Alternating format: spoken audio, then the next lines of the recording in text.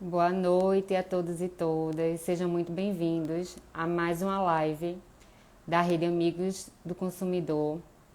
Eu sou Simone Pugliese, membro magnífica da rede, e hoje eu estou com a incumbência de entrevistar a minha colega Alessandra Bahia, professora, militante, advogada, consumerista, também membro da Comissão de Defesa do Consumidor da OAB. Então, vai ser um prazer conversar com a Alessandra. Estou só aguardando aqui ela entrar para a gente iniciar nosso bate-papo. Aqui, Ale. Ale, pode solicitar já.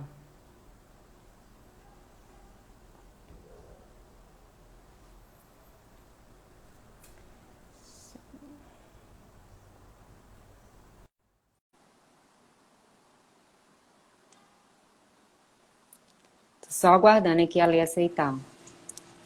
Oi, Ale, boa noite, tudo bom? Oi, boa noite. Seja muito bem-vinda. Já fiz uma breve apresentação sua. Expliquei assim, bem sucinta mesmo, porque eu vou deixar para você fazer às vezes. Eu sei que seu currículo é bem extenso. Então, seja bem-vinda. Eu já antecipei que você, além de ser professora, advogada, atuante, militante na área de direito do consumidor, também compõe a Comissão de Defesa do Consumidor, junto comigo, membra magnífica da Rede Amigos do Consumidor. E agora a bola está contigo, Ale. Eu posso chamar de Ale porque eu sei que somos, somos colegas, É mas verdade. além de colegas, somos profissionais que estamos diariamente, né, trabalhando juntas. Então, tá contigo a palavra, Ale. Seja muito bem-vinda novamente. Obrigada, é um prazer estar aqui, poder falar um pouco sobre quem somos nós, né, de onde vimos, para onde vamos, né, nessa luta, nessa defesa do consumidor, nessa rede de amigos do consumidor que foi criada aí por Geraldo para somar, né, as instituições, aos órgãos, as entidades de defesa do consumidor, porque eu acho que o propósito é esse, né, unir forças, debatermos, estudarmos e criarmos referência para a luta e a defesa do consumidor, que é de certa forma, ainda muito vulnerável nessa relação. Eu diria até que a gente está num estado de hipervulnerabilidade, né, em razão da pandemia. Muitos de nós estamos, enquanto consumidores, e ainda que seja uma hipervulnerabilidade circunstancial e temporária, mas a- teve uma abrangência muito maior, né, nesse aspecto de ter atingido tanta gente. A gente foi pego de surpresa nesse período, ninguém esperava estar passando por uma crise econômica tão séria, além de sanitária, né, obviamente. Então, eu acredito que muita gente sentiu impacto nas relações de consumo. As medidas provisórias não foram tão favoráveis, como você sabe até bem melhor que eu. As assim, as orientações da gente ficaram mais até no sentido de buscar uma composição, né? Porque a alternativa, até para tentar equilibrar a relação, favorecendo não só o consumidor, mas também pensando um pouco no lado do fornecedor. Então, eu acredito que a gente está num caminho ainda de construção nessa fase de pandemia, porque não só nós, enquanto consumidores, mas os fornecedores também sentiram bastante, né? E um não existe sem o outro, né? Como eu sempre digo, a gente não tem interesses antagônicos. Então, eu acredito que essa crise veio muito para tentar mostrar para a gente, tentar rever, né, a posição enquanto consumidor, de não procurar sempre judicializar todas as situações, tentar realmente uma composição eu acho que é o melhor caminho, né? Abrir um pouco, ceder um pouco cada uma das partes e tentar uma composição. Acredito que esse seja o caminho, sobretudo no momento atual. Oh, Principalmente os oh. pequenos empresários, né? Que é a maioria, né? Que é a maioria, são as empresas familiares, que têm sentido bastante o impacto, inclusive nessa época de agora. Ô, Ana, tu pode falar um pouco da tua experiência, a tua trajetória, que na área de direito do consumidor, que eu sei que você também leciona, não é isso? Sim, sim, há 14 anos. Ah, assim, é recente, né? Entrou agora. Então, tu pode explicar pra gente um pouco de É, toda é, essa, eu essa caí caminhada. eu caí na paixão de direito do consumidor. E eu sempre digo muito que consumidor é meu vício, direito do consumidor é meu vício, porque minha base é civilista, empresarial. Quando eu resolvi entrar no curso de Direito, eu nem me imaginava, inclusive, como advogada ainda. Me imaginava mais como professora. Não é à toa que, antes de eu terminar minha primeira pós-graduação, eu entrei. E eu sempre foquei muito a relação empresarial. Eu venho de uma família de empresários. E eu via de pequenos empresários, de pequenos e médio porte. E eu via o quanto tudo era muito injusto para os empresários, no sentido de tentar viver nesse mundo tributário, nesse mundo empresarial. Ou seja, essa relação empresarial, de tributos, de cobrança. Minha mãe, dona de uma escola, que tinha uma inadimplência altíssima e não podia fazer nada. E aí, nessa onda, eu ainda fiz meu marido fazer quando fez a pós-graduação em Direito Público e também nessa seara. Então, minha especialização foi em Direito Civil Empresarial, minhas monografias foram voltadas para isso, porque eu sempre levava em consideração que o pequeno e médio empresário, ele sofre muito com isso. Então, quando eu terminei minha primeira pós, antes de terminar, eu comecei a dar aula justamente nessa situação. Eu ainda não vivia o mundo do direito do consumidor.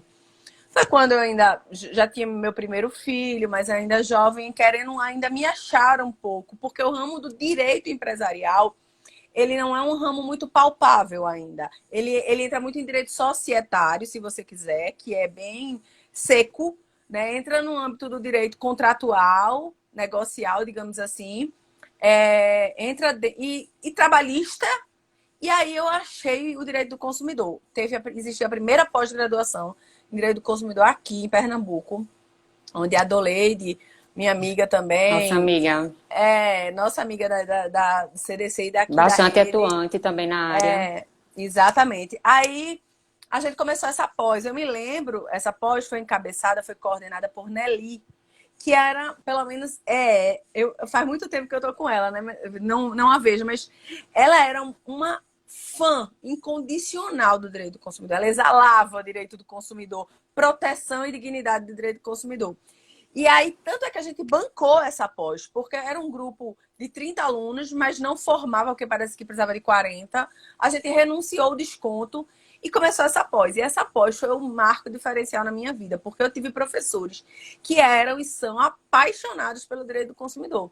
E aí eu comecei a verificar que seria uma forma também de eu entrar dentro das empresas, fazendo com que elas defendessem o consumidor.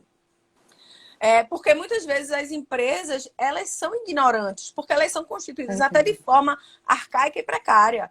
Então, eu tive Vinícius, eu tive Luiz Mário Moutinho, Liliane Fonseca, que são pessoas que vivem o direito do consumidor. Então, eu tive uma base muito boa, né? Eu me preparei para o direito do consumidor. Foi quando eu comecei logo a ensinar. A própria Nelly saiu da faculdade que eu leciono hoje e me colocou lá dentro.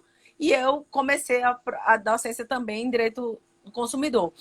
E hoje eu advogo, eu chamo de direito negocial. Contrato. Olha, só para aproveitar essa questão da sua pós-graduação, uma curiosidade que eu, Geraldo, até já falou em outras lives. Você chegou a ter a cadeira na faculdade? Porque no meu caso mesmo, foi uma eletiva. Não, na minha faculdade de graduação, tive. Excelente, né? Eu acho que deveria ser Tive. obrigatório, porque Inclusive muitas faculdades não têm. Com uma pessoa que virou uma grande amiga minha, com a Elaine, a professora hoje da FOCA, docente, ela foi minha professora. E na minha época, que eu estudei lá na ESO, lá era um ano. Então, a minha também, eu peguei horas, né? Eu peguei anual Exatamente. também. Então, assim, eu tive ela que eu já comecei a compreender, mas não tinha pós, não tinha nada aqui em Recife, era tudo muito escasso, até as próprias videoaulas, essas coisas. Cursos online, esse tempo todo atrás, não existiam. Então, eu falei, agora eu vou me apropriar em direito do consumidor, agora eu quero defender o consumidor. Mas eu quero defender o consumidor dentro de um diferencial, mostrando que as empresas respeitam o consumidor, né? A gente também está para orientar, né?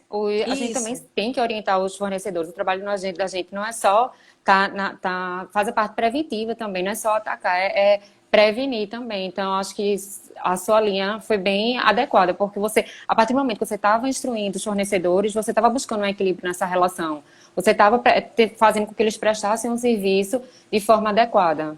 Exatamente. E aí eu também entrei na comissão logo de direito do consumidor, inclusive com o Joaquim, a gente está aí, acho que desde essa época, de Rosana Greenberg, que é uma É, ferrenha defensora de direito do consumidor, exato. uma mulher altamente aguerrida, que lutava e defendia. Então, assim, tudo isso foi me contagiando.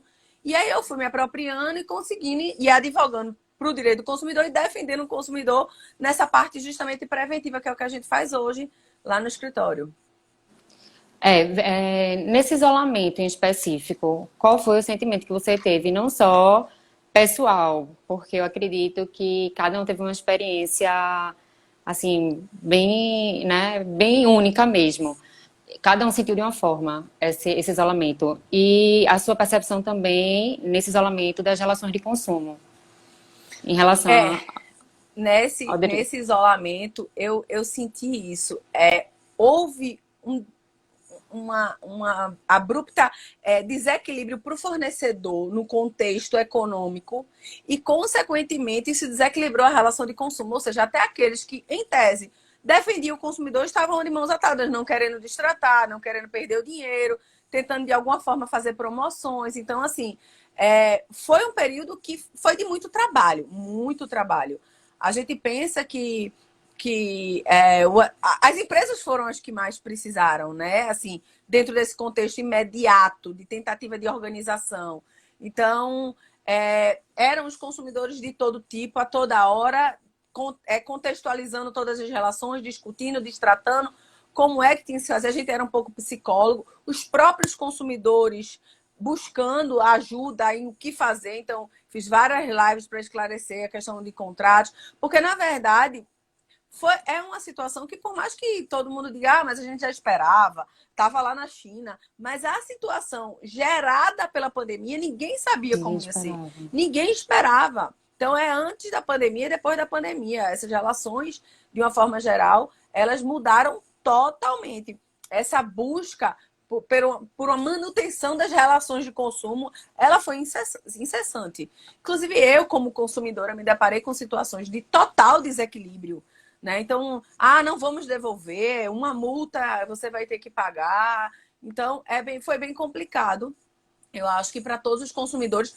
E, inclusive, porque os fornecedores, eles são consumidores também.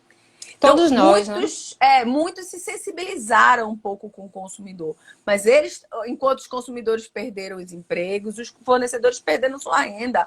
Então, teve que haver o que a gente chama desse capitalismo humanizado, que eu acho que é uma tendência Humanizado. nova, humanista, alguns que dizem Que que é uma Cláudia tendência Lima nova. Marques super defende, né? Que Essa tem um ministro que criou essa nova tese, que está expressão. sendo defendida com prêmio Nobel, e que o judiciário hoje em dia está começando a aplicar. Hoje em dia está começando a aplicar. Na verdade, eu vi uma palestra de Cláudia Lima Marques, ela falou sobre essa questão do capitalismo humanizado, defendendo mais no aspecto do superendividamento. Mas a gente vê que isso serve para vários setores, né, nas relações de consumo. E, como você bem falou, o fornecedor, ele é consumidor porque nos outros setores em que ele não atua como fornecedor, ele tá figurando como consumidor. Então, assim, eu acho que o fornecedor ele consegue sentir um pouco os dois lados, se colocar no lado do consumidor também. Então, é como a gente estava falando, essa pandemia, por mais que a gente esperasse que chegasse aqui no Brasil, mas o impacto em cada país é diferente. O Brasil tem um impacto diferente de países desenvolvidos e de países que estão em desenvolvimento no nível mais devagar que o nosso, Pois é, a subdesenvolvidos, né? maioria dos países desenvolvidos eles já tem há muitos anos uma prática de trabalho home office muito grande. A Europa, o Canadá, os Estados Unidos, então assim, eles não sofreram tanto, porque essa logística de trabalho dele que a gente teve que criar, improvisar, tratar. Quantas pessoas nas suas casas não tinham internet suficiente para todo mundo que estava dentro de casa? Teve que mudar a conexão, teve que comprar um computador, teve que comprar uma cadeira, teve problema de coluna com a cadeira. Então, as adaptações foram muito grandes. E eu não sei até se você viu que, na contramão dessa questão dos fornecedores terem que se adaptar diante da crise, o setor de eletrodomésticos, móveis de casa, de construção, Reforma. exato, teve uma crescente, porque justamente as pessoas começaram a olhar um pouco para dentro de casa mesmo e tentar adaptar o ambiente, não só para como domicílio mesmo, para você curtir lá, enfim, mas também para se adaptar até como um home office mesmo, uma área de trabalho, né? É Então, verdade. aí eu vi que, inclusive uma amiga minha me disse agora, segunda-feira, que uma paciente dela é dona de loja de móveis e ela teve assim, em um mês, ela faturou o que não faturava há muito tempo, há muito tempo. Então a gente Tiveram muitas empresas que tiveram aí o sucesso aí de vendas ocasionado por essa mudança, né? Por toda essa adaptação. Empresas que vendem material hospitalar. Pelo contrário, exato. foram momentos que elas Exato. mais ascenderam. Então tiveram muitas coisas. Mas Mas essa questão da a casa, demanda, né, que essa questão aumentou. da casa é muito importante. E agora, o que eu percebi, inclusive, foi isso. Nós, no Brasil, não estávamos preparados para ficarmos em casa, como a Europa já está acostumada. Ou seja, as empresas tiveram que correr e se adaptar. Quantas empresas eu deixei de comprar, ou outras pessoas deixaram de comprar, porque não tinha um canal de acesso, não tinha como se comunicar, ainda não tinha um site. Verdade. O Então e-commerce, né?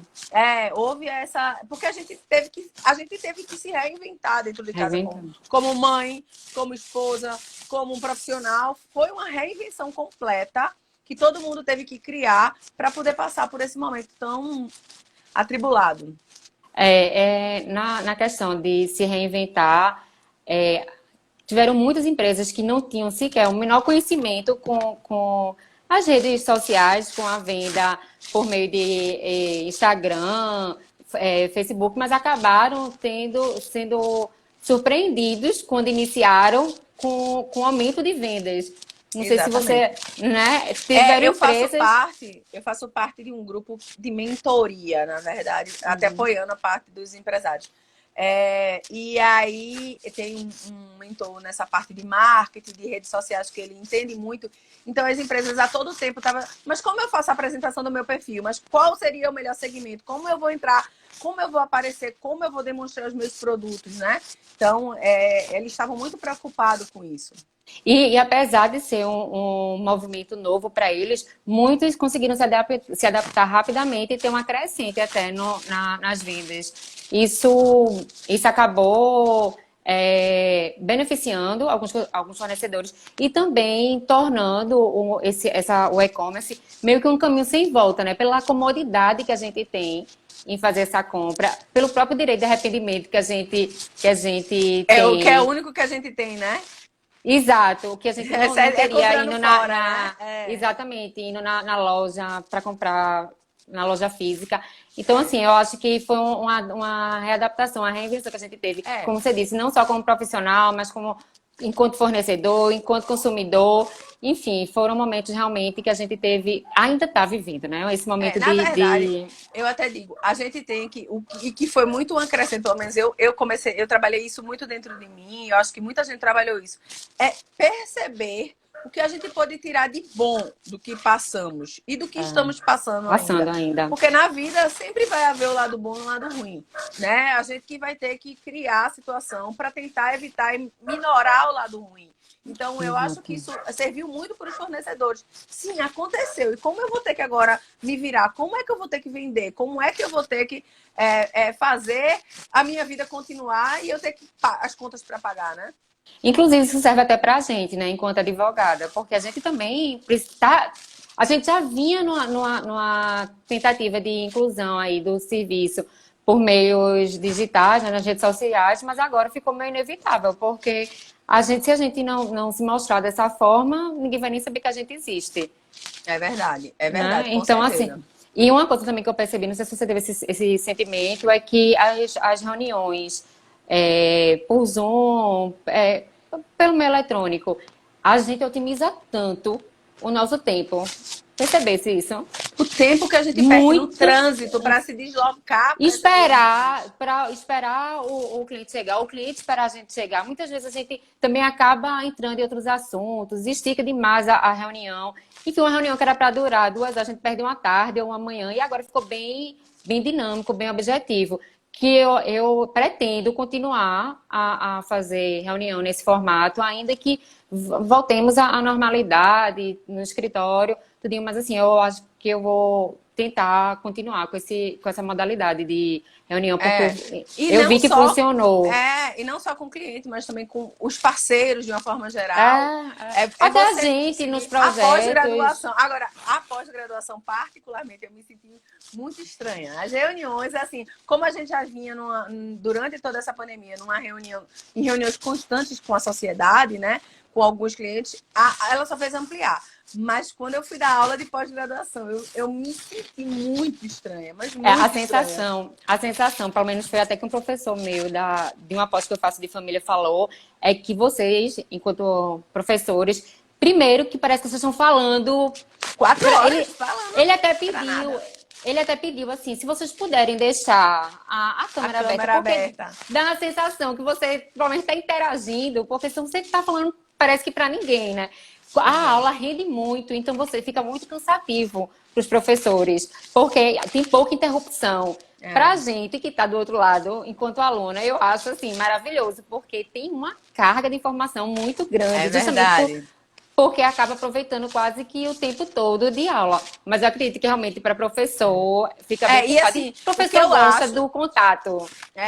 Gosta daquela relação. Mas o que eu acho na pós-graduação, o que faltou, que eu acho que também é essa questão de você estar...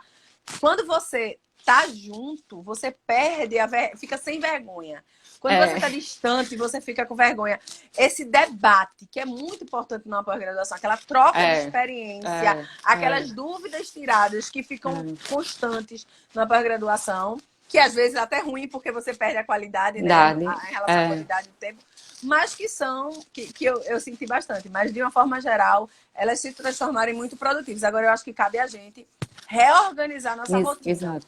Porque, diante disso, o que aconteceu? Temos muitas reuniões, as coisas ficaram muito mais intensas, porque aquela reunião que eu perdia para ir e voltar, que eu dava tempo de eu respirar, de eu trocar umas mensagens, agora você tem uma reunião, acabou, tem uma outra reunião, quando você vai ver 15 mil mensagens, porque ficou tudo tão mais fácil de se reunir, de se debater, que tudo é tudo urgente, tudo tão mais fácil, que a gente, nessa dinâmica, tem que organizar. O dia ficou mais corrido. Mais longo. Verdade. Alessandra, e o que é que o direito do consumidor significa na sua vida? Na verdade, eu olho o direito do consumidor dentro de 2 perspectivas, né? Dentro dessa perspectiva empresarial e dentro da perspectiva da relação do consumo de pessoa física. Eu considero que eu tenho uma missão. E essa missão é muito prazerosa, porque por várias vezes eu ajuizei e eu ajuizo hoje ações para defender o consumidor, simplesmente para isso. Porque a pessoa não tem condições de pagar.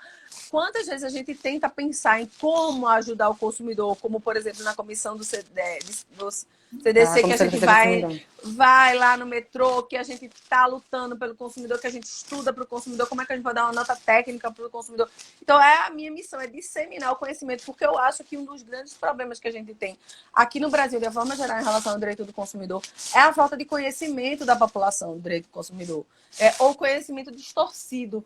Então, eu acho que uma das maiores missões que eu entendo, assim, em relação ao fato da defesa do consumidor, essa missão de disseminar o conhecimento o quanto eu puder e ajudar, de alguma forma, as pessoas que também possam contribuir para disseminar esse conhecimento e essa informação, né?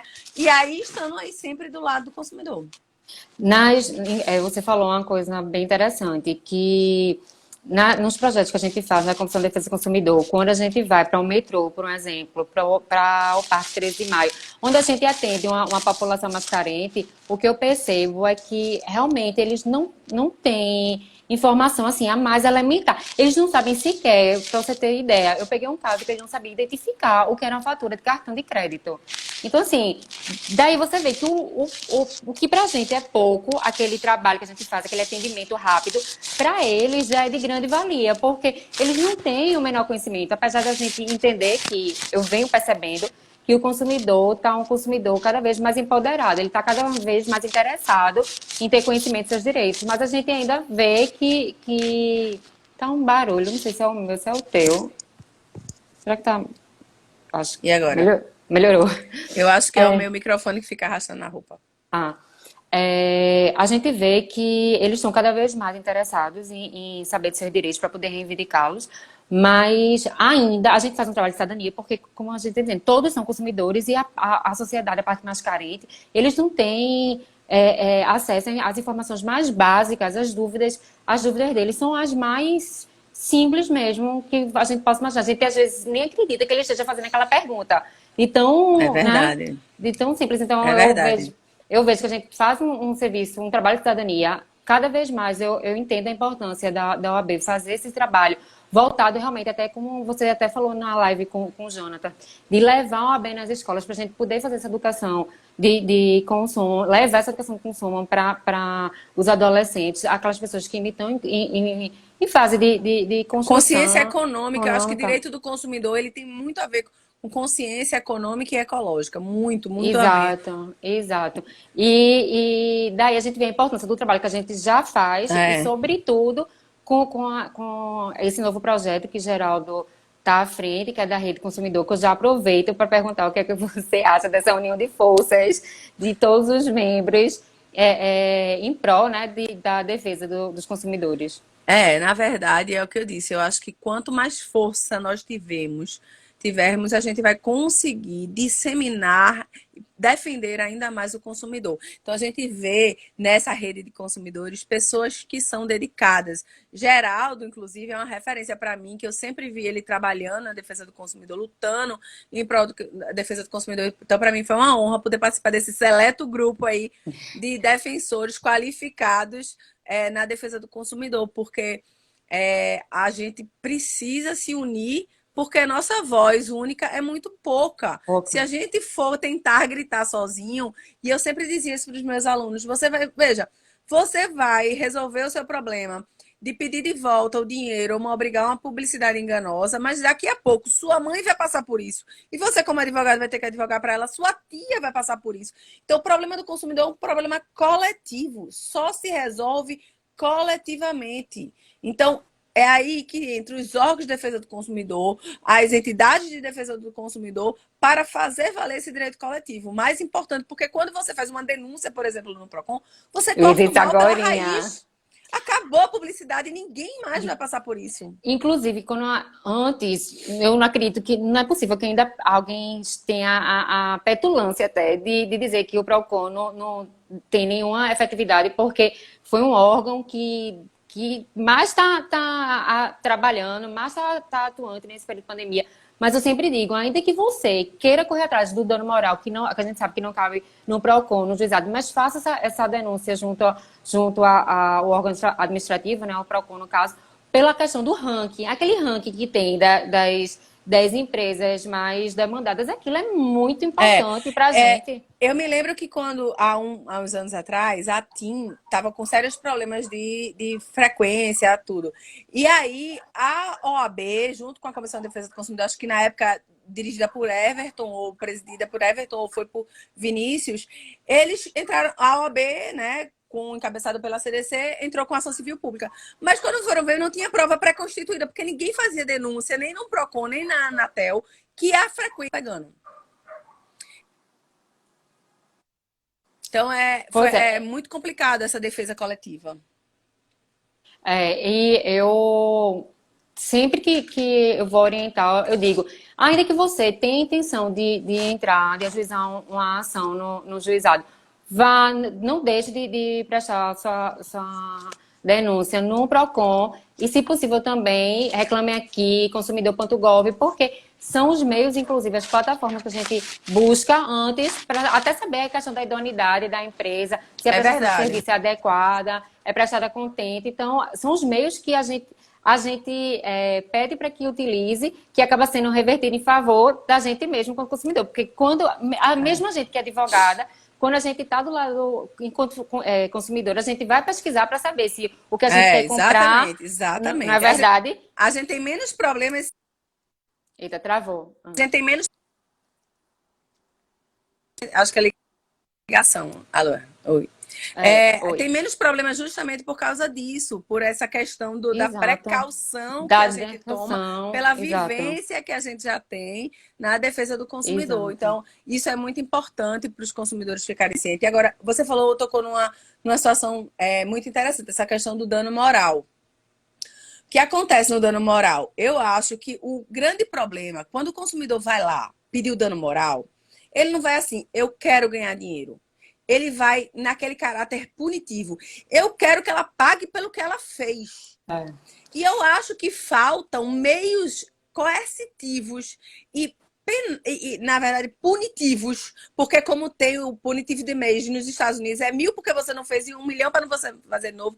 Porque eu já vi casos de juízes muito antigamente em Maceió, dizer assim, se você não aqui é R$ 50 por dia se você não restabelecer a luz. E ele dizendo, se você não restabelecer a luz em 24 horas, eu mando cortar a luz da sede. Então, acho que fechar a empresa, multar a empresa, parar de vender aquele produto, aplicar. É verdade. Falta isso, e é por isso que o consumidor chega lá gritando: eu quero um dano moral, porque é o único meio que ele tem de fazer valer aquela Sem raiva de falar, tudo que ele passou. sem falar que quando eles vão, na hora de fazer a execução do valor da multa, quando eles vão fixar, Reduzem. reduzem bastante. Então, assim, chega a ser um desestímulo, na verdade. Porque É, a pessoa tá revoltada justamente com isso, com a péssima prestação de serviço. Muitas vezes o intuito não é nem de você tá sendo indenizado, mas de você ver a solução daquele problema que não se perpetue, que aquilo não aconteça com outros consumidores. E aí vem uma situação de uma fixação, uma aplicação de multa baixa, como você mesma disse. Muitas vezes talvez o caráter pedagógico seria, não diria impunitivo, mas acho que pedagógico mesmo, seria de tentar É o fazer que o eles passarem. judiciário hoje alega aqui. Ele diz que não, nós não temos a visão americana do punitive damage, Seria mas eles pedagógico. aplicam muito o caráter pedagógico do Lógico. dano. E assim, muitas vezes é importante para a gente, como advogado, o caráter punitivo pedagógico ser provado. Por que pedagógico? É para você não fazer de novo. Por quê? Porque Não você sei, já fez não ter a muito. residência, Eu, né? em alguns casos, eu tive um caso, por exemplo, muito interessante em relação ao consórcio, que aí eles chegaram para mim, eles faziam isso, eles induzem o consumidor a dizer, não, a gente não pode garantir, tá aqui no contrato que a gente não garante, mas veja, aí quando ele fecha, dá o lance que tu vai conseguir o sorteio. E aí, meu Deus do céu, como é que eu vou provar que isso aí não aconteceu? O que aconteceu? Aí ele tem uma gravação com a funcionária falando alguma coisa, eu saí, puxei o CNPJ dele. Não tinham menos de 10 casos com a mesma história. Aí eu falei, eu botei lá, excelência, será que todos eles estão mentindo ou a É uma empresa prática que tá? reiterada, né? Na verdade, É, esse histórico que você pegou de denúncias vale até mais do que a própria gravação que você estava querendo. Porque já exatamente, demonstra que é uma prática reiterada e que outras pessoas foram lesadas da mesma forma. Então, exatamente. corrobora totalmente o que você vem se queixando. Ale, e com relação ao equilíbrio da relação do consumo, que a gente já tinha um pouquinho antecipado quando falou da pandemia, mas assim, se você puder. Eu acho que o direito do consumidor ele existe para isso, né? Eu acho que o direito do consumidor ele visa isso, a busca incessante, Pelo equilíbrio. utópica dos juristas é esse equilíbrio, porque tá de um lado quem tem nas mãos o poder, o dinheiro e o produto ou serviço que o consumidor deseja, e o consumidor sem informação, sem contexto, O sem conhecimento controle. técnico daquele produto e serviço que Então, está. ele cria aquelas normas para, por exemplo, quando ele chega naquela parte de saúde e segurança do consumidor, antes de entrar em responsabilidade civil, é como eu até brinco nas aulas, eu digo, o código fala. Porque para mim o código fala, é só você entender o que ele quer dizer. Ele está dizendo assim, ó, tu não pode colocar no mercado produto que é inseguro e inadequado. é isso daqui, ó. Isso daqui, para ser seguro e para ser adequado, é isso que tu faz. Se tu não fizer, tu vai se responsabilizar. Porque é o equilíbrio, porque se deixar, o fornecedor vai e coloca no mercado produtos quebrados, não se responsabiliza. Então, eu acho que a norma vem para tentar estabelecer esse equilíbrio. E eu acho que essa é a máxima de nós advogados, enquanto aplicadores do direito, nas nossas defesas, é essa busca pelo equilíbrio. Ninguém quer ganhar mais do que ninguém, só quer uma relação respeitosa, cooperativa, solidária e transparente. Eu estava assistindo a live de Ana, do IPEM, com o Dani, do Procon. E elas falaram algo que eu, pelo menos, não tinha conhecimento, que é essa luta bem injusta, na verdade, entre os fornecedores que andam bem certinho e os chineses, que botam produtos que, muitas vezes, que oferecem risco, sobretudo às crianças, os brinquedos, né? Que oferecem risco e vendem por um preço muito mais baixo, até, Discrepante, é. exatamente, às vezes módico até para o produto.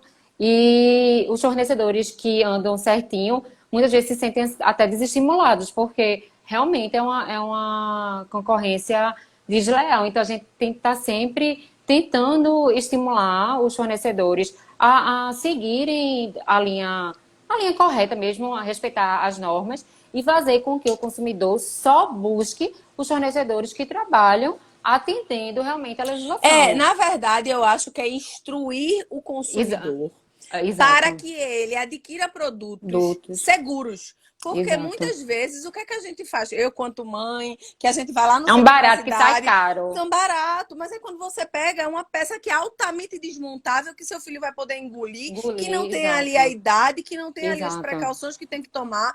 Então, isso tudo é Exato. mais uma consciência cultural de informação, Exato. de saúde e segurança para o consumidor. Eu digo, ninguém olha uma mamadeira quando vai comprar, mas as boas mamadeiras têm manual de instrução. Dentre elas tem um: nunca fure o bico. E ninguém sabe por quê. E na minha época, quando eu era criança, minha irmã, quando era criança, todo mundo furava o bico. Mas não percebe que o furo do bico, compre o bico mais para líquidos mais grossos. Porque se você furar, você corre o Pode risco da engasgar, né? criança se engasgar. Ah, Então, essa informação que a gente tem que começar a buscar como consumidor e disseminar isso, a importância de tudo exato. isso. Exato. Até para a gente justamente procurar atingir o equilíbrio, né? Isso serve Exatamente. para a gente buscar o que a gente tem tanto falando aqui, que é essa questão de trazer o equilíbrio na relação do consumo. A outra pergunta que eu queria te fazer é qual é a mensagem que você poderia deixar para os brasileiros sobretudo nessa época de pandemia, e como um enfoque maior as precauções que eles precisam ter, sobretudo nessas compras por e-commerce nesse momento, enfim, quais seriam suas orientações para os consumidores nesse período de agora, Na verdade, eu acho de que isolamento? a gente tem que trazer para as nossas relações de consumo a solidariedade e a cooperação. São os nortes dessa relação de consumo, tanto para um quanto para o outro. A sensibilização, a empatia, a ressignificação das coisas, elas são muito importantes, porque quando a gente evolui como ser humano, a gente vai evoluir em todos os momentos da nossa vida. Na verdade, a gente já se percebe hoje, por exemplo, nós que temos o conhecimento e sabemos o nosso direito de que não trocamos, não fazemos as coisas, e aqueles que não sabem do seu direito, que vão, que gritam, que falam. Eu acho que hoje a gente tem que se sensibilizar, se colocar no lugar do outro, o consumidor se colocar no lugar do fornecedor, principalmente dos pequenos e médios Empatia, né? fornecedores, e o fornecedor se colocar do lado do consumidor. Eu acho que fomos nesse contexto de novos direitos, dessa nova dinâmica, antecipamos uma relação que iria vir por 5 a 10 anos e fomos empurrados goela abaixo com uma relação jurídica antecipada nessa parte virtual. E em meio a isso ainda veio um grande problema, na verdade eu acho que foi precoce, no sentido do momento que a gente está passando, mas a LGPD está em vigor, com todos os fornecedores mandando você aceitar a regra deles, sem o consumidor ter tido acesso a nada. Entendeu? Aproveitando.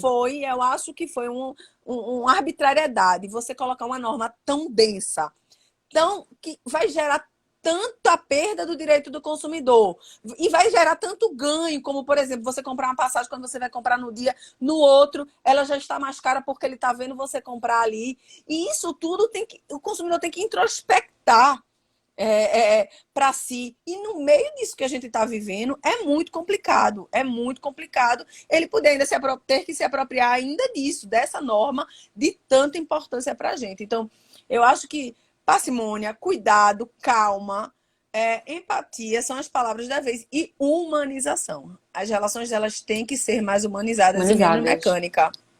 Ô, Ale, eu não sei se você concorda. Eu li recente um artigo que dizia que com o aumento das vendas por e-commerce também iria aumentar a obscuridade nas relações de consumo, porque os contratos a gente a gente só tem aquele li e aceito. Você não tem opção. E muitas vezes as cláusulas são confusas, são cláusulas extensas, ou então cláusulas inexistentes, né? Você não tem cláusulas. É E verdade. aí isso geraria uma insegurança maior para as pessoas. Eu concordo que trouxe uma facilidade, mas também uma obscuridade maior na hora da contratação. Não sei se Principalmente na você... prestação de serviço. Porque como a prestação de serviço é uma obrigação de fazer, a execução e as regras do que cada um se dispõe, porque é o de comprar, Exato. a O regra é produto, né? paga e entrega. Quais são as Exato. regras de pagar e entregar? O preço do frete é esse, o tempo de chegada é esse. E O máximo mais que você pode fácil ter também de você é um descrever descumprimento. o produto do que o serviço que você vai E o prestar. inadimplemento, é mais fácil de você ver onde é que Exato. está o inadimplemento, mas nas relações de prestação de serviço, que são complexas, que geram obrigações complexas de fazer, elas vão gerar aí, se não houver uma fiscalização, se não houver uma ingerência de órgãos e entidades, gerar um desequilíbrio muito grande. E como você bem falou, né? A gente é bombardeado de ofertas por e-mail, a gente pesquisa uma coisa, quando a gente vai abrir o Instagram, já aparece aqueles patrocinados que vem justamente o que a Do que você gente estava procurando. Mas aí, se você parar para analisar, hoje o Yahoo ele manda você confirmar sua política de privacidade. Eu não confirmei minha política de privacidade, eu fui dar uma pesquisada na política de privacidade deles. E lá é porque o consumidor não sabe disso, porque ele não sabe nem o que é LGPD. Não exato. tem ideia do que é isso. Você lá tem como você tirar, desvincular anúncios às suas buscas, desvincular e-mails. Então você tem como fazer um controle de privacidade, mas poucos os consumidores vão se apropriar disso e vão continuar sendo bombardeados. Então não adianta botar uma lei que vai prejudicar o consumidor sem buscar disseminar a informação sobre essa lei. Que é o Exato. que aconteceu com o CDC estadual também, de certa forma, né? Para que um código que o objetivo maior era compilar essas normas e torná-las públicas. E aí criou um Frankenstein, com um monte de perna e cabeça de cada coisa, e o consumidor não sabe nem que esse CD. Eu fui dar uma palestra em Belo Jardim a fornecedores e eles disseram, eu não estava nem sabendo que ele existia. O que é que ele fala? Né? Então, não adianta criar normas que visam a busca e o direito a equilibrar essa relação se você não dissemina essa informação. Não, a gente fez um evento ano passado na FEComércio e foi bem interessante, porque você ter uma comissão de defesa do consumidor dentro de uma FEComércio, né, parece até que a gente está lá para bombardear, é muito pelo contrário. A intenção da gente era justamente de orientar. Ana Paula, que é do Procon Recife, ela deu um verdadeiro show. Ela foi bombardeada de perguntas. Ou seja, os fornecedores, ainda que tenham uma equipe jurídica, ainda que tenham todo um departamento, uma logística que deem todo o suporte com relação ao esclarecimento, né, do que pode, que não pode nessa parte das normas consumeristas, mesmo assim, eles tinham muitas dúvidas, muitas Porque dúvidas. eu acho que ainda é uma crescente, ainda não tem uma sensibilização da advocacia para isso. Na verdade, a própria mediação de conflito é uma coisa nova, a própria relação preventiva que vem aí dos Estados Unidos, ela é uma tendência nova para a advocacia. A gente tem uma advocacia litigiosa. Eu já vi, não. Eu sou contratada por uma empresa que quer negociar os acordos, porque o outro escritório quer continuar, porque enquanto ele estiver pasta, advogado, processo, ele tem pasta, ele tem dinheiro, veja que contradição. Então, É isso que eu ia tem dizer que agora haver uma também. mudança de cultura dos Inclusive, advogados. exato, até a gente tem que mudar a postura enquanto advogado. A Exatamente, gente, se a exatamente. gente só, até a questão, para a gente fazer consultoria, é muito mais vantajoso do que a gente manter um processo parado dentro do escritório, né, ganhando um valor, muitas vezes não compensa, ainda Não, só que, compensa se for que em massa. massa, exatamente, exatamente. Então, é muito, muito mais interessante a gente fazer um trabalho que vai dar um retorno imediato para o cliente, porque ele vai sentir, enxugar um pouco a demanda dele na parte de contencioso, porque o natural é que eles comecem a andar, a trabalhar mais redondo, de uma forma que evite justamente ter esse tipo de litígio dentro da empresa. E para a gente também, porque a gente tá ganhando por consultoria. A gente tá fazendo o negócio funcionar, a gente tá mostrando que aquilo funciona, É, né? exatamente. O trabalho é bem É menor, o valor agregado é muito maior, muito a maior. satisfação é muito Exato, maior. E aí, o exato. objetivo é esse, fazer a empresa crescer, porque toda vez que ela defende, ela protege ou resguarda aquilo que a lei determina, ela vai mostrar respeito ao consumidor e vai agregar valor a isso.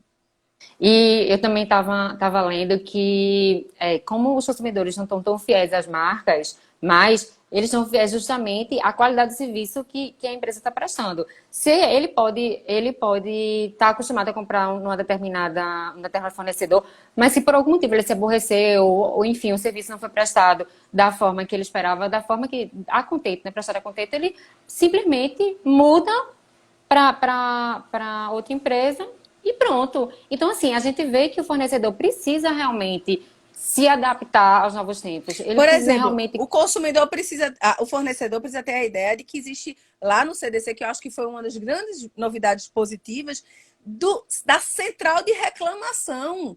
Basta um e-mail ali na sua loja informando consumidor. Saque do consumidor é um e-mail que uma pessoa faz a gestão. Só isso já mostra o respeito em ouvir o consumidor. Às vezes o Exato, consumidor é ouvido. E exato, sabe o que é que faz? Diminui essa questão da condenação e do dano moral. Você pode até exato. ter a obrigação de fazer alguma coisa, entregar alguma coisa, que você não queira, espera judicializar, mas o dano moral muitas vezes é resolvido, é minimizado. E muitas vezes até afasta, né? Porque você Sim, percebe que a empresa pode ter. Veja, quando a gente fala de um trabalho com um montante, um valor, não digo no valor do produto, mas eu digo com a demanda muito grande, e trabalha também com sistemas, com coisas operacionais, está passível de falha. Isso é um isso. fato, a gente tem que reconhecer. Não, não é nem, muitas vezes nem intencional, é da própria máquina mesmo. E aí, quando você vê que a partir do momento que a empresa recebe a queixa e faz aquele reparo de imediato, o atendimento que ele faz é personalizado. Ou seja, por mais que tenha ocorrido a falha na prestação de serviço, acaba muitas vezes até afastando o próprio dano moral, porque, Não, enfim, e você fidelizando o cliente, que é como você disse, a exato, a produção em massa satisfação. vai Produção em gerar um massa era problema. É aquele negócio que chama assim: o que foi que aconteceu? Azar, meu amigo, azar. Você comprou o exato, mil, foi o mil que exato. veio quebrado. Era Agora, essa a se palavra você que eu não. estava buscando, Eu digo produção assim, em se você, massa. eu digo para meus alunos, se vocês não querem ter problema, se estressar com o consumidor, vocês fazem o seguinte: vocês vão morar lá no interior, bem longe, onde não tem luz, não tem água. Você pega a água É, do rio, é. você numa cabaninha, coma plantando, aí você não vai ter outros problemas, vai ter verme, mas consumidor não vai ter, não. Mas só assim você não vai ter, né? Exatamente. Às vezes a pessoa acaba sendo premiada, né? Parece que é sorteada. Todo mundo deu certo quando adquiriu aquele produto ou serviço, enfim, mas a pessoa É calhou verdade. de dar tudo Eu tenho errado. pessoas assim que eu advogo para pessoas que tiveram dois celulares iPhone e os dois deram problema. Pois é, Da garantia, eles é depois da difícil. garantia, eles não. É o quê? Azar. Azar, azar. Azar, é. É. Só que aí, como a gente está conversando, também depende muito da, De como ele vai da, da conduzir, né? postura, exatamente, de como o fornecedor vai conduzir essa situação. Muitas vezes, essa resposta imediata, prestada de forma bem, assim, diligente mesmo, faz com que a pessoa, apesar Individualizada, né? Não for individualizada, mecânica. exato, personalizada, acaba que, por mais que você tenha tido o desgosto de receber aquele produto com algum defeito, mas você veja, não, pô, acho que vale a pena fazer dar uma nova chance, né? Para ver se na próxima compra eu não vou ter o mesmo problema. E já em outros casos, você tem tanto aborrecimento que você, às vezes a pessoa quer dar um desconto bom. Você, ó, esse produto realmente eu não quero mais Perde a adquirir. Perde confiança, a né? confiança, O consumidor exatamente. perde Perde a totalmente a confiança. confiança quando Se a sente relação não é desamparado. transparente. É. Exato, exato, perfeito. E, Ale, novos tempos, novas formas de consumo.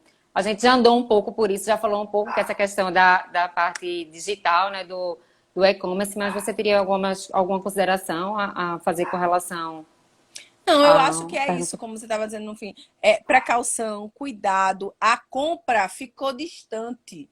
Foi. Com isso, é o que a gente chama o comércio eletrônico, ele cria uma relação despersonificada, desterritorializada, né? Então, ele faz com que haja uma relação mais afastada, difícil mais de ser resolvida. Então, essa cautela em buscar informações, diligência. Porque, veja, você comprou naquele site que você não teve nenhum cuidado. O que é que você vai fazer agora?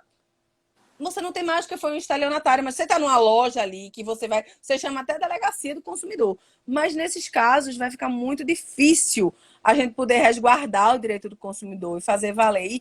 E fraudadores, estelionatários vão existir sempre. Sempre. Então eu acho que com esse mundo virtual a gente tem que ter mais cautela, mais cuidado, buscar mais informação. Ir no Reclame Aqui, ver quem é que reclama mais daquele fornecedor e quais são as reclamações, se foram bem resolvidas, né? Então, essa cautela para que você não venha cair em problemas corriqueiros, que não é simplesmente pelo comércio, não, é eletrônico, não. Acontece no dia a dia, a gente vê empresas de formatura dando golpe, empresas de turismo, tudo pessoal aí, presencial dando golpes. Então, mas agora vai ficar mais fácil.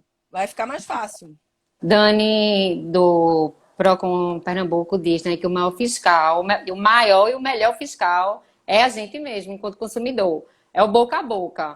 Quando você Exatamente. faz o boca a boca, ou você consegue promover uma empresa, você consegue também acabar com a empresa. É Porque verdade. E o nós, poder. e nós como membros dessas entidades, que apoiam o direito do consumidor, a gente tem uma facilidade de canal de comunicação. Exato, Então, é exato. uma missão nossa ajudar para esses consumidores. Por exemplo, fazer a queixa do consumidor que disse para você jogar aquela informação. Ana Paula, ó, duas pessoas fizeram essa queixa aí dessa escola. Tu tem como. Hoje não se preocupe, eu vou lá para ver o que é que está Isso é muito acontecendo. bom. Então a gente tem essa missão, disseminar, E apoiar facilidade e respeitar. também de conseguir resolver as coisas, justamente por ter pessoas no convívio da gente que atuam em órgãos e entidades, enfim, diferentes e acaba facilitando, abrindo as portas para a gente para resolver com maior Exatamente. brevidade. E uma coisa também que eu percebi que, assim, o comércio eletrônico a gente vai ter que arrumar a casa que nem a gente arrumou nas compras presenciais, nas lojas físicas, porque, assim, o trabalho do Procon foi bem forte no sentido de ter a exposição do valor nas vitrines, de ter o código nas lojas. Então, esse tipo de fiscalização bem resistente, bem forte, fez com que as empresas realmente acabassem Culturalmente elas começassem a se se adaptar, né? adaptar. Eu acho que agora esse tipo de arrumação vai começar a ser feita A gente no vai nascer âmbito no âmbito virtual, nas eletrônico. compras A gente eletrônicas. vai começar a passar por uma situação bem engraçada, porque a gente vai ter esse projeto de lei, 3515, que também versa por algumas alterações de comércio eletrônico que vão nascer meio velhas já. Porque a É. norma surge do fato, os fatos vão surgir É, com muita são sempre reincidência agora, anteriores. né? Então, É. assim, vai ter muita adaptação ainda. Eu acho que o trabalho da gente só está começando, porque vão ser tantas novidades que vão surgir e a gente vai ter que começar a buscar solução para, enfim, para essa Na parte, verdade, eu acho que esse as trabalho da novas gente relações de consumo. nunca vai acabar, ele só vai Não, mudar o foco, né? é Onde porque é que a gente tem agora que focar mais, né? É porque eu acho que a pandemia trouxe com muita intensidade. Foram várias coisas de uma vez só, várias demandas de uma vez só, que a gente teve Novas. exato, e a gente teve É que verdade. tentar achar uma composição, porque não tem receita de bolo, né? Para resolver, nem a gente tentando fazer, como foi o caso de medidas provisórias de notas técnicas para setores específicos, mesmo assim, não dava para se aplicar Não, a todos os casos. Então, realmente, vai não ser é. uma. a própria conceito aí, discutem essa pandemia, caso fortuito, força maior, estão discutindo. Exato, A única coisa que a gente exato, tinha para uma situação dessa era esses dois conceitos. Só que não, exato, não tem como, é inevitabilidade, não, é imprevisibilidade, ai meu Deus, aí vem as teorias. exato. Então a norma vai se readaptar a Pitar, essa também nova acho. mudança que aconteceu para tentar futuramente, se acontecer algo parecido com isso, né? E aí vai A surgir uma gente outra coisa diferente, mas vamos lá, a gente vai ter que ter um consegue. plus ainda. É, exatamente. Ô, Ale, e tuas considerações finais agora, para a É, gente, na verdade, eu infelizmente, queria encerrar, foi passou agradecer. rapidinho. Foi mesmo. Eu queria agradecer a você aí pela disponibilidade da Foi gente ótimo. conversar, trocar esse papo legal. Agradecer a Geraldo, pela oportunidade de fazer parte da rede de amigos do consumidor, por me dar essa oportunidade de estar em algum outro canal, trocando ideias, crescendo e aprendendo e podendo aí ajudar o direito do consumidor e ficar sempre à disposição dos consumidores para que eles possam aí fazer valer os seus direitos e a gente possa exercer essa nossa missão. Pelo visto, o trabalho que Geraldo começou, realmente só está começando, porque ele É já verdade. vem com novos projetos, agora com essa questão Ele já acabou de do botar aqui, ó, vai ter webinário entre 14 e binário, 22 de setembro, eu vou estar lá dia 22, eu comemoração. acho, em comemoração aos 30 Uns anos do 30 anos CDC. CDC. A gente não podia deixar de falar, né? Que a gente tem uma semana bem representativa, né? É, Os 30 anos do Código, que a gente sabe que, apesar ele não é completo, tanto que a gente precisa de fazer algumas adaptações para incluir, como o próprio PL 3515, mas ele conseguiu atender de forma satisfatória durante décadas. Então, assim, a gente tem um código ele foi uma norma avante de à muitas frente do legislações tempo. europeias. Ele Ele só não foi estava prevendo a referência. pandemia. Não, aí Ele só não. não é. Mas o Ninguém resto ele já o se resto ele já antecipou. estava É. Porque bem a gente já antenado. usava ele muito em comércio eletrônico, muita coisa lá a gente só Exato, fazia adaptação. exato. Na verdade, só Exato, é fazia normal. mudança do momento. Exato, é normal que precise de adequações, é óbvio. Não tem como você ter uma legislação de 30 anos e não precisar passar por algumas adaptações, né? Acrescentar os fatos de acordo com a atualidade. Mas eu também acho que a gente conseguiu fazer um uso dele de uma forma que muita legislação não conseguiu.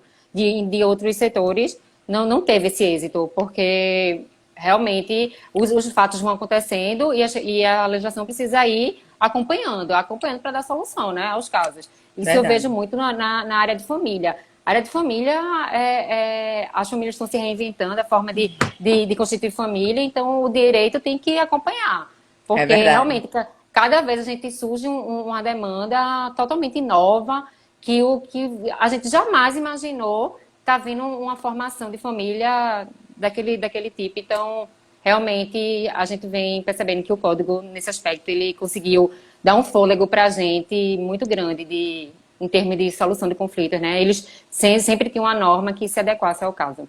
É o que a gente, Ale, Geraldo tá falando aqui, ou no comércio online tem o direito de arrependimento. Na verdade, é uma das grandes vantagens que a gente falou porque a aqui gente antes. falou, não foi, Porque né, 7 dias antes. para se arrepender Bem, é o que era para estar já inserido, que tem na França, que não está aqui, mas que é uma demanda e uma briga aí.